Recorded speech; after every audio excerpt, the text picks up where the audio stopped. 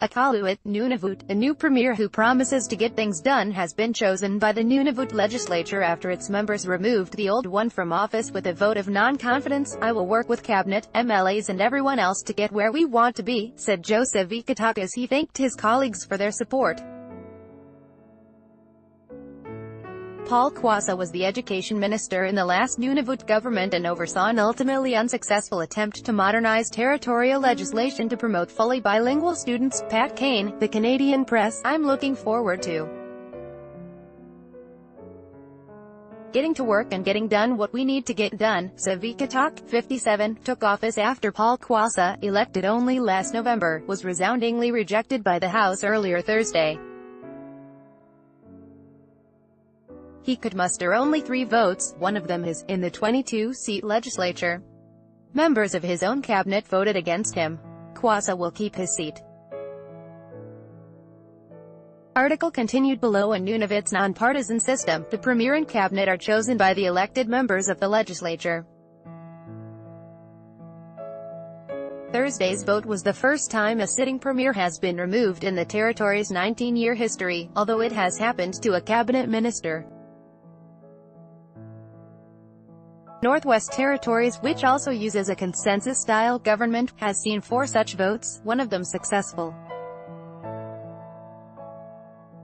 Formerly Quassa's deputy premier, Savikataaq is in his second term as a member from Arviat, a tiny community along the shores of Hudson Bay. Along with being Quassa's deputy, Savikataaq's job list was long. He held ministerial responsibility for economic development, transportation, environment, energy and mines, as well as 2 crown corporations.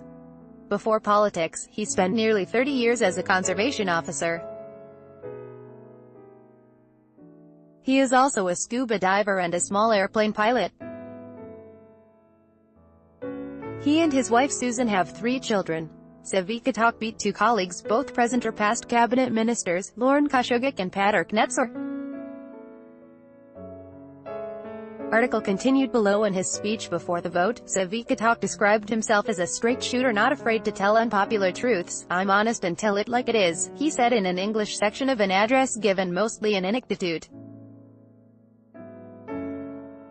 "Some people don't like that. I believe in giving people hope, but not false hope." Questioned about Nunavut's high rate of violence against women and children, Savikataaq said it's time to dig for the roots of the problem. "We have to take families in those situations and help them, but that is a band-aid," he said. "A better approach may be to focus on addictions treatment or mental health and trauma centers."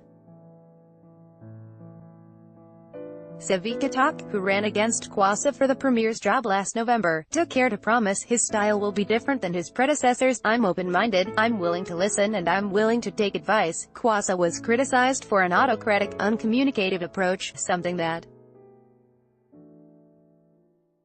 doesn't go down well in a style of government that's supposed to reflect Indigenous values of consensus building. "There's not been a lot of team effort among the members under this former premier," said John Main, the MLA who introduced the non-confidence motion against Quassa. Savikataaq takes over immediately. It wasn't clear if changes were coming to cabinet portfolios or if Savikataaq will revisit the legislative agenda hammered out under Quassa after last fall's election.